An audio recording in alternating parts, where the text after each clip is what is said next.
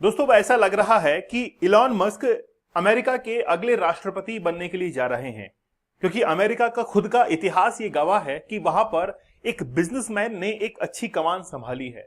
अच्छी का मीन्स ये है कि वो कुर्सी पर बहुत आसानी से विराजमान होते हैं। डोनाल्ड ट्रंप केवल 7 साल की उम्र के अंदर अरबपति बन चुके थे और आज वो अमेरिका के राष्ट्रपति हैं। तो ये अब बात आगे जाकर साबित हो सकती है कि इलॉन मस्क अमेरिका के राष्ट्रपति बनेंगे। इलॉन मस्क ने रिसेंटली अनाउंस किया कि वो खुद की डेमोक्रेटिक पार्टी बनाएंगे। आप ये कह सकते हैं कि अमेरिका के अंदर राष्ट्रपति का चुनाव एक बिजनेस की तरह हो चुका है। मतलब दो बिजनेसमैन आपस में ये इस बात पर लड़ रहे हैं कि राष्ट्रपति की कुर्सी पर कौन बैठेगा। क्या आपको लगता है कि डोनाल्ड ट्रंप को एक जबरदस्त पॉलिटिकल नॉलेज है? क्या आप लोग को लगता है कि इलॉन मस्क को एक जबरदस्त पॉलिटिकल नॉलेज है? नहीं है, क्योंकि अगर डोनाल्ड ट्रंप को नॉलेज होती तो आज इतना बड़ा टैरिफ का गेम नहीं खेलते, जो कि आज खुद अमेरिका के ऊपर भारी पड़ा है। अमेरिका की इकोनॉमी जिस तरीके से हिट हुई है वो इतिहास के अंदर दर्ज हो चुका है, और आगे आने वाले 9 जुलाई को जिस तरीके से और हिट होने वाली है, जिस तरीके से बैकफुट पर जाने वाली है, वो वापस से अमेरिका के इतिहास में लिखा जाएगा। तो आज अमेरिका के अंदर राष्ट्रपति की कुर्सी की लड़ाई किसके लिए है? बिजनेस के लिए है। डोनाल्ड ट्रंप का यह कहना है कि हमने इलॉन मस्क को काफी टैक्सेस के अंदर छूट दी, लिबरल किया उनको, और फिर जाकर उनका बिजनेस इतना ग्रो कर पाया। और डोनाल्ड ट्रंप ने धमकी भी दे दी कि अगर अमेरिका में रहना है तो हमारे नियमों पर यह बिजनेस करना पड़ेगा, नहीं तो साउथ अफ्रीका वापस लौट जाओ। क्योंकि 1971 में इलॉन मस्क का जन्म साउथ अफ्रीका के अंदर ही हुआ था। इलॉन मस्क ने फिर ट्रंप को रिप्लाई कर दिया कि अगर वाकई में चुनाव जीतना है तो मेरी हेल्प जरूरत पड़ेगी और आगे चुनाव नहीं जीत पाएंगे। तो बात करते हैं बड़ा विस्तार से, लेकिन उससे पहले 75 डेज का हार्ड चैलेंज। मैं कहता हूं आप लोगों से, अगर आप लाइफ को चेंज करने के इच्छुक हैं, आप चाहते हैं कि मेरी लाइफ के अंदर कुछ चेंज हो, तो आज ही पोर्नोग्राफी को देखना छोड़ दीजिए। अगर आपको फोन का भी एडिक्शन है, शॉर्ट्स देखने का एडिक्शन है, तो भी ये कोर्स आप लोगों के लिए है। मैंने 75 टेक्निक्स बताई हैं जो कि रिसर्च पेपर के ऊपर आधारित है। यूं ही हवा के अंदर टेक्निक नहीं बताई, एक एक पेपर को रिसर्च किया है। और 75 डेज तक मैंने लाइव सेशन लिया है, और लाइव सेशन के अंदर आपको बताया कि कैसे आप लोग इससे दूर हट सकते हैं। 75 चैलेंजेस आपको दिए हैं, रियल लाइफ स्टोरीज मैंने बताई हैं, आप लोग इसको जरूर ज्वाइन कीजिएगा। बड़ा जबरदस्त ई कोर्स है। चलिए, सबसे पहले बिग ब्यूटीफुल बिल की हम लोग बात करेंगे। मैं थोड़ा सा ब्रीफ कर देता हूं। बिग ब्यूटीफुल बिल ये था कि इससे अमेरिका के जो सिटीजन्स थे उनको काफी नुकसान पहुंचने वाला था। एलॉन मस्क का कहना यह था कि इससे अमेरिकन्स के ऊपर काफी टैक्सेस का बर्डन बढ़ेगा और इकोनॉमी को काफी नुकसान होगा। भारत की इकोनॉमी आज मान लीजिए कि $5 ट्रिलियन है, $4 ट्रिलियन हम लोग बन चुके हैं। तो अमेरिका को अगर नुकसान होता तो वो $5 ट्रिलियन का नुकसान होता, ऐसा एलॉन मस्क का कहना था। और भी कई बातें जो थी वो बिग ब्यूटीफुल के अगेंस्ट जो है वो बताई गई थी। लेकिन रिसेंटली क्या हुआ है, बिग ब्यूटीफुल बिल जो है वो 51 मतलब 5149 से रिसेंटली जो है वो अभी पार्लियामेंट के अंदर प्रेजेंट हुआ। एलॉन मस्क को आप लोग पीछे देख सकते हैं, मतलब पॉलिटिकल जो लीडर्स हैं उनके पीछे एक बड़ा बिजनेसमैन खड़ा है। आज देखिए कि भारत के अंदर नरेंद्र मोदी प्रधानमंत्री हैं, तो पॉलिटिकल की जबरदस्त नॉलेज है। आज राजनाथ सिंह पॉलिटिक्स में बहुत पुराने हैं, और पॉलिटिक्स जो है उसमें ऐसी ही राजनीति की जरूरत पड़ती है, बिजनेसमैन की नहीं। बिजनेसमैन एज ए सपोर्ट कर सकता है। तो एलॉन मस्क और इनकी दोस्ती बड़ी गहरी थी, और एलॉन मस्क ने काफी अच्छे से सपोर्ट किया डोनाल्ड ट्रंप को इस इलेक्शन को जीतने के अंदर, और इस बात को जाहिर भी किया था। मैं दोनों का स्टेटमेंट आपको बताता हूं।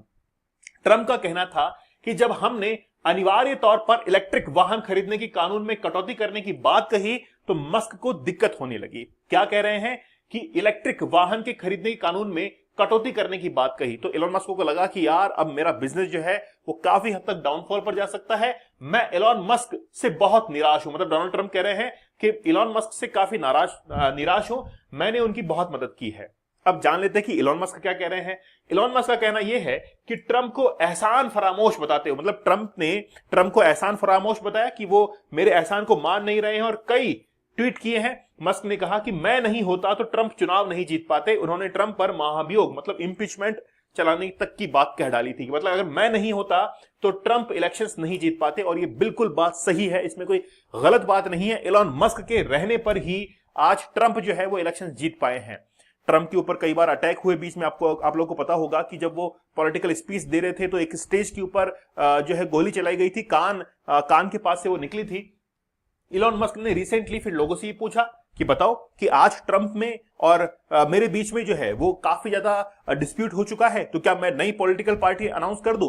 तो लोगों ने फिर इस पे वोट डालना शुरू किया। तो इन्होंने कहा कि इंडिपेंडेंस डे जो कि 4 जुलाई को सेलिब्रेट करता है अमेरिका, उस दिन जो है वो ठीक दिन रहेगा जिस दिन मैं अपनी पार्टी को अनाउंस करूंगा। और वो पार्टी कौन सी रहेगी? America party. इसके यस के अंदर, मतलब इसके फेवर के अंदर 65% 4 लोगों ने इसके अंदर वोट किया कि बिल्कुल पार्टी बनानी चाहिए। लेकिन एक बात असल ये भी है कि अगर इस तरीके से लोगों के कहने पर पार्टी बनाई जाए तो फिर पार्टी जो है वो कभी भी नहीं बन पाती है। लोगों का मत हमेशा ये होता है कि देखते हैं कि देखिए क्या होता है। आप अक्सर देखिएगा हमेशा सोशल मीडिया पर ऐसा होता है। तो 4 जुलाई को इंडिपेंडेंस डे सेलिब्रेट करता है अमेरिका। अमेरिका में अब तक 2 पार्टीज ही एग्जिस्ट करती है, एक तो रिपब्लिक पार्टी है और एक डेमोक्रेटिक पार्टी है। कभी भी थर्ड फ्रंट ने वहां पर जीत हासिल नहीं की है। इलेक्शंस लड़ने की कोशिश की है 1912 के अंदर, 1922 के अंदर, लेकिन वहां पर कभी भी जीत हासिल नहीं हुई है। और थर्ड फ्रंट जो आता है उनका नाम है ग्रीन पार्टी है, जो लिबरल्स हैं वो आते हैं, कॉन्स्टिट्यूशन पार्टी है, नेचुरल लॉ पार्टी है। और इसका मैं आप लोगों को दिखाता हूं कि 1921 के अंदर जो इलेक्शन हुआ था उसके बारे में बताऊंगा। डेमोक्रेटिक जो पार्टी है उसको शुरू किया गया था 1828 के अंदर, 1828 के अंदर, जबकि रिपब्लिक पार्टी शुरू हुई थी 1854 के अंदर। दोनों का मोटो अलग अलग था। डेमोक्रेटिक पार्टी ये कहती थी, यानी कि एंड्रयू जो जैक्सन थे उनके द्वारा शुरू की गई, और उन्होंने कहा कि किसानों और आम जनता की पार्टी ये मानी जा रही है, मतलब किसानों का भला होगा, आम जनता का भला होगा, ये डेमोक्रेटिक पार्टी का एक मुद्दा है। और 1828 के अंदर एंड्रयू जैक्सन ने इसी सोच के साथ में इसकी स्थापना की। और साथ ही के अंदर 1854 में रिपब्लिक पार्टी जब गुलामी के विरोध में बनी और अब्राहम लिंकन इसके पहले राष्ट्रपति बने, तो 20वीं सदी में यह व्यापार और टैक्स के समर्थन में जो है पार्टी बन गई। मतलब दोनों पार्टी आप लोग देख सकते हैं कि एक तो कैपिटलिस्ट जो विचारधारा है, पूंजीवादी विचारधारा है, उसको जो है काफी सपोर्ट कर रही है, और डेमोक्रेटिक पार्टी जो है वो सोशल जितने भी इश्यूज हैं उनको वो डिस्कस कर रहे हैं। तो दोनों का सोचना अलग अलग है। लेकिन बात यह है कि अब तक कितनी बार ऐसे इलेक्शंस हो चुके हैं। तो अगर हम लोग बात करें 5 नवंबर 1912 को लगभग 3 पार्टीज वहां पर मैदान में थी, रिपब्लिक पार्टी थी, डेमोक्रेटिक पार्टी थी। लेकिन जो रूजवेल्ट थे ये भी अपने इलेक्शन कैंपेन के अंदर उतरे थर्ड प्रोग्रेसिव पार्टी को लेकर, और जिसको मूस पार्टी भी कहा गया था उस समय। और इनको जो वोट मिले थे वो 27.4% वोट मिले थे, मतलब काफी कम वोट थे रूजवेल्ट को। जबकि यहां पर आप लोग देख सकते हैं कि जो अदर पार्टी थी, रिपब्लिकन पार्टी थी, सोशलिस्ट पार्टी थी, उनके पास में वोट बहुत कम थे, और जीत जो थी वो डेमोक्रेटिक पार्टी को यहां पर मिल गई थी। लेकिन थर्ड पार्टी जो है उसको बड़ी परेशानी आ रही थी। लेकिन सवाल यह है कि आखिरकार 2 ही पार्टी एग्जिस्ट क्यों करती है, तीसरी पार्टी क्यों नहीं यहां पर आती है? तो पहला इसका रीजन है कि फर्स्ट पास्ट डू पोस्ट, यानी कि अगर आप लोग इंडियन कॉन्स्टिट्यूशन के अंदर एक आर्टिकल को पढ़ेंगे, आर्टिकल वो है 55। इंडियन कॉन्स्टिट्यूशन में एक आर्टिकल है, आर्टिकल 55, जिसमें प्रेसिडेंट के जो इलेक्शन लड़ने का मेथड है वहां पर दिया गया है। यही मेथड हम भी फॉलो करते हैं, फर्स्ट पास्ट द पोस्ट, मतलब जिसको ज्यादा वोट मिले हैं वो जीत हासिल कर पाएगा, और जिस पार्टी के पास में पॉपुलैरिटी है वो ज्यादा अच्छे से जीत सकती है। इसलिए जो थर्ड पार्टी बनती है उसके लिए बड़ा मुश्किल होता है कि वो इतनी जल्दी पॉपुलैरिटी जो है वो हासिल करे। दूसरी बात है इलेक्टोरल कॉलेज। अब आप लोग को पता है कि इलेक्टोरल कॉलेज मतलब जितने भी स्टेट्स हैं वहां से जीतते हुए फिर सेंटर के अंदर जीत हासिल करनी पड़ती है अमेरिका में। लेकिन किसी नई पॉलिटिकल पार्टी को स्टेट्स के अंदर इतनी जबरदस्त तरीके से रूट्स बनाना, वहां पर अपनी पहचान बनाना, वो बड़ा मुश्किल होता है। इसलिए वहां पर हमेशा 2 पॉपुलर पार्टी जो है वो एग्जिस्ट करती है। तीसरा है बैलेट एक्सेस कानून। अलग अलग राज्यों में उम्मीदवारों को नामांकन के लिए हजारों लोगों का साइन करवाना पड़ता है, जो एक छोटी पार्टी के लिए या नई पार्टी के लिए बड़ा मुश्किल होता है। फिर फंडिंग की प्रॉब्लम आती है, इलेक्शन के अंदर बहुत पैसा खर्च होता है। और फिफ्थ पॉइंट आप लोग देखेंगे प्रेसिडेंशियल डिबेट। और डिबेट के अंदर हो सकता है कि वो क्या कर जाए, इसमें जीत जाए, लेकिन केवल 1 पॉइंट होने से कोई थर्ड पार्टी जो है नहीं बनती है। आप लोगों को पता होगा कि रिसेंटली बिग ब्यूटीफुल बिल जो है वो लाया गया, जिसके विरोध के अंदर एलोन मस्क ने हमेशा ये कहा कि ये देश का बेड़ा गर्क कर देगा, पैसा खराब कर देगा, और लगभग $5 ट्रिलियन इकोनॉमी अमेरिका की पूरी तरीके से खत्म हो जाएगी। एलोन मस्क ये चाहते थे कि जो भी माइग्रेशन के कानून है, जो भी यहां पर टैक्सेस के कानून है, उनको थोड़ा सा लिबरल किया जाए ताकि लोगों को मौका मिले पैसे कमाने का। लेकिन जैसे ही बिग ब्यूटीफुल बिल आता है तो उसके विरोध में एलोन मस्क जो है वो खड़े हो जाते हैं। जैसे ही कहा कि हम लोग टैक्स कट्स और उनको जो है और बढ़ाएंगे, टिप्स और ओवर टाइम जो लोग काम करते हैं उनका हम लोग एक्स्ट्रा जो पेमेंट होता है उसको खत्म कर देंगे। इसलिए यानी कि बिजनेसमैन को काफी इसमें नुकसान हो रहा था, लोगों का टैक्स का पैसा काफी जाया हो रहा था। तो ये लग रहा था कि लगभग $4 ट्रिलियन के आसपास में जो है वो क्या हो जाएगा, पैसा खराब होगा। इलेक्ट्रिक व्हीकल और सोलर टैक्स जो है वो भी क्रेडिट खत्म करने की इसमें बात की गई थी कि आप लोग इसको ले पाएंगे। और यही इन सब बातों के चलते हुए आज एलन मस्क डोनाल्ड ट्रंप के बिल्कुल विरोध में आ गए और ये अनाउंस कर दिया है कि हम एक नई अमेरिकन पार्टी बनाएंगे जो कि इस बार इलेक्शंस को लड़ने वाली है। लेकिन बात यह है कि पहले भी अमेरिका के अंदर थर्ड फ्रंट को हमेशा नुकसान हुआ है, तो क्या एलन मस्क जीत पाएंगे?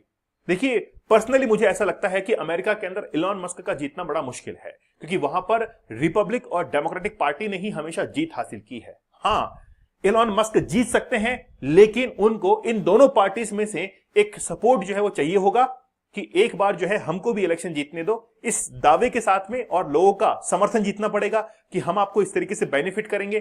देखिए, एलन मस्क जब पॉलिटिकल कैंपेन के लिए जाएंगे तो देखिए आप, डेमोक्रेटिक जितनी भी पार्टीज होती हैं उनका इन्फ्लुएंस रहता है लोगों के ऊपर, उनका बोलने का तरीका रहता है, वो अच्छे से इन्फ्लुएंस कर पाते हैं। एलन मस्क के पास में वो नहीं है। एलन मस्क के पास में पैसा है तो लोगों को लगेगा कि यार ये जो है हमारी मदद कर सकता है, हमारा टैक्स का पैसा बचाएगा, हमारी इकोनॉमी को ऊपर लेके जाएगा। तो ऐसे जो थर्ड जनरेशन के लोग हैं वही जो है वो एलन मस्क को सपोर्ट करेंगे। अन्यथा अमेरिका के करियर के अंदर, अमेरिका के इतिहास के अंदर कभी भी थर्ड पार्टी को जीत हासिल नहीं हुई है। आप लोगों का क्या मानना है, मुझे आप लोग कमेंट सेक्शन में जरूर बताइएगा। दोस्तों, हमारे 75 डेज के हार्ड चैनल को जरूर ज्वाइन कर लीजिए, लाइफ पूरी चेंज हो जाएगी। मैं आप लोगों से वादा करता हूं, जिस तरीके से आपको गाइडेंस दी गई है, जिस तरीके से आपको मेंटरशिप दी गई है, आप आसानी से इस एडिक्शन को छोड़ेंगे और अपनी लाइफ को चेंज कर देंगे। अगर आप जीवन में उतने सफल नहीं है जितना आप लोग सोचते हैं तो जरूर एक बार इसको ज्वाइन कीजिएगा।